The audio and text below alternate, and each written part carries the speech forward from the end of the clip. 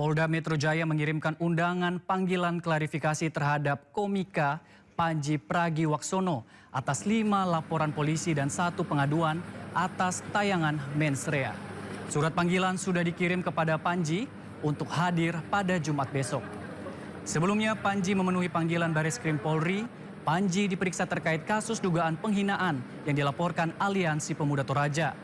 Panji diperiksa terkait dugaan penghinaan atau ujaran kebencian bermuatan sara terhadap masyarakat Toraja yang dilaporkan pada November 2025. Dalam pemeriksaan ini, Panji dicecar sebanyak 48 pertanyaan.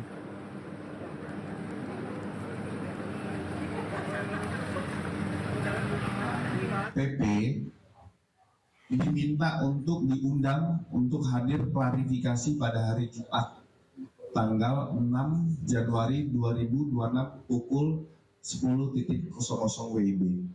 Undangan klarifikasi atas 5 laporan polisi yang ada. Jadi, untuk proses, ini kan undangan klarifikasi, karena yang dilaporkan adalah objek yang sama, sehingga penyidik berpikir untuk penghematan waktu dipanggil secara satu waktu dalam 5 perkara.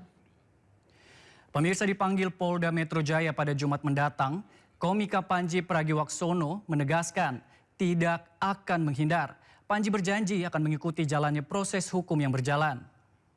Saya akan jalanin prosesnya saja. Saya tidak akan menghindar ajakan untuk berdialog. Saya tidak akan menghindar panggilan. Ketika saya dibutuhkan untuk hadir, tentu saya akan hadir. Dan itulah alasan kenapa saya datang ke sini juga. Sisanya saya ngikutin prosesnya aja. Apapun yang terjadi di ujung, saya percaya itu untuk kebaikan. Insya Allah. Sebelumnya komika Panji telah mendatangi kantor MUI untuk bersilaturahmi dan berdialog mengenai tayangan mensrea. Panji yakin dari karyanya yang bertujuan hanya untuk hiburan akan berakhir baik. Tim Liputan iNews melaporkan. Berita selanjutnya, seorang pengendara mobil diamuk warga setelah tabrak sejumlah pemotor di Jalan Raya Citayam, Depok. Diduga pelaku berkendara dalam kondisi mabuk.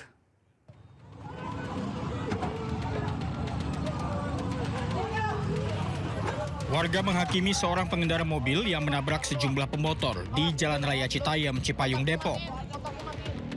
Warga merusak mobil pelaku dan memaksa pelaku keluar dari mobil. Saat diamankan polisi, warga masih berusaha menghakimi pelaku.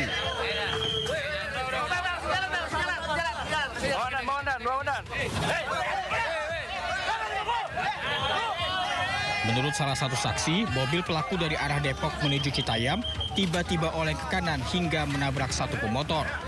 Bukannya berhenti, mobil terus melaju hingga tabrak pemotor lainnya serta sebuah ruko.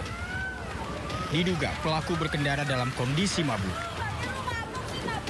Kalau yang tadi pada megangin ini sih, warga yang megangin pelakunya itu katanya sih mabok, karena diajak ngobrolnya nggak nyambung katanya. Itu tadi sempat dikejar warga atau gimana? Sempat dikejar warga, cuman kayak mabok gitu sih, soalnya dia nggak kenceng, cuma setelah habis nabrak itu kayak lepas kendali gitu. Hilang kendali langsung didokos makin kenceng gitu. Dia nggak keluar dari mobilnya? Nggak keluar dari mobilnya, akhirnya dipaksa keluar sama warga. Akibat kejadian ini sejumlah pemotor terluka dan tembok ruko hancur.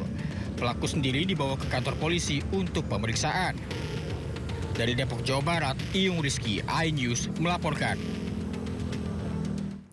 Seorang emak-emak membawa balita usai belanja di minimarket sepeda motor yang dikendarainya ditabrak ojol saat sedang berbelok ke kanan. 2 sepeda motor terguling dan korban terhempas termasuk sang balita.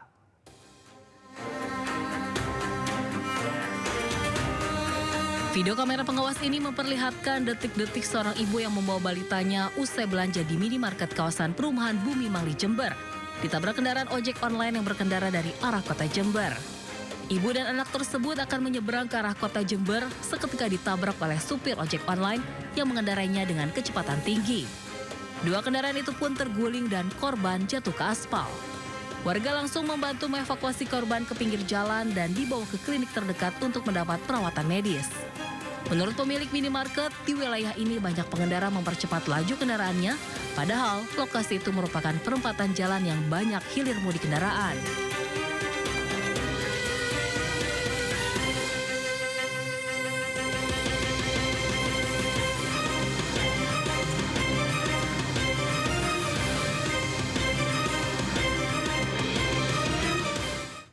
Pemirsa, berita selanjutnya, puluhan warga di Depok, Jawa Barat protes karena tidak bisa berobat. Kepesertaan BPJS Kesehatan mereka diduga dinonaktifkan. Para pasien BPJS Kesehatan PBI atau penerima bantuan iuran ini protes dan menerima penjelasan dari rumah sakit. Pasalnya, mereka yang hendak berobat tiba-tiba tidak bisa menjalankan prosedur medis, termasuk cuci darah. Keluhan ini mencuat usai diberlakukannya kebijakan penonaktifan kepesertaan PBI per 1 Februari 2026.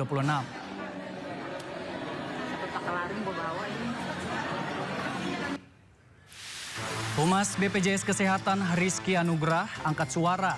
Menurutnya secara jumlah total peserta PBIJK sama dengan jumlah total peserta PBIJK bulan sebelumnya.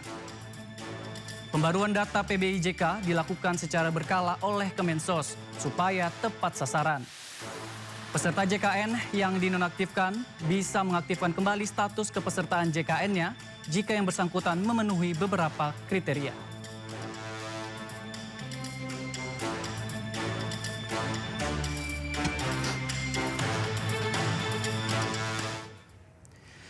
Sementara itu, pemirsa, Menteri Koordinator Bidang Pemberdayaan Masyarakat Muhaimin Iskandar memastikan program pemutihan tunggakan iuran BPJS Kesehatan akan dilakukan dalam waktu dekat. Target pelaksanaan pemutihan BPJS Kesehatan ini mundur dari sebelumnya yang ditargetkan bisa diterapkan di akhir tahun 2025. Cak Imin menyebut saat ini pihaknya bersama dengan kementerian dan lembaga terkait masih melakukan penyempurnaan sistem tata kelola. Hal ini diperlukan untuk memastikan kebijakan pemutihan tunggakan BPJS Kesehatan dapat berdampak baik kepada masyarakat. Terkait kebutuhan anggaran di pelaksanaan program yang mencapai 20 triliun rupiah, Cak Imin memastikan pemerintah masih perlu melakukan pengecekan lebih lanjut.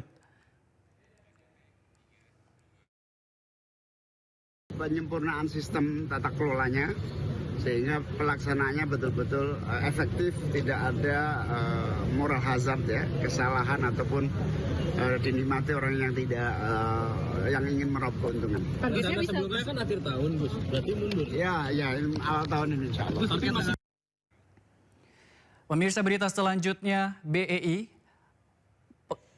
menyiapkan pengetatan aturan pemecatan saham perdana atau IPO seiring adanya pengepakan 3 tersangka dalam kasus saham gorengan. PT Bursa Efek Indonesia menyiapkan pengetatan aturan pencatatan saham perdana atau IPO. Hal ini dilakukan seiring adanya penetapan 3 tersangka kasus dugaan tindak pidana pasar modal dan tindak pidana pencucian uang pada emiten berkod saham PIPA. Direktur Penilaian Perusahaan Bursa Efek Indonesia, Igede Nyoman Yetna, menyatakan pengetatan aturan khusus pada perusahaan yang akan melakukan IPO ini akan difokuskan pada 4 aspek utama, yakni persyaratan keuangan, tata kelola perusahaan, kualitas bisnis, serta peluang pertumbuhan. Sementara dalam aturan IPO yang diperketat, di antaranya menaikkan standar persyaratan papan akselerasi dan papan pengembangan, memperketat ketentuan tata kelola, serta mewajibkan direksi memiliki kompetensi dan pemahaman yang memadai terkait GCG, Undang-Undang Perseroan Terbatas, serta Undang-Undang Pasar Modal. Hal tersebut kan sudah dilakukan pemeriksaan sebelumnya. Ya, kami di Bursa tentu mendukung, mensupport aparat penegak hukum dalam menegakkan tugasnya. Gitu ya.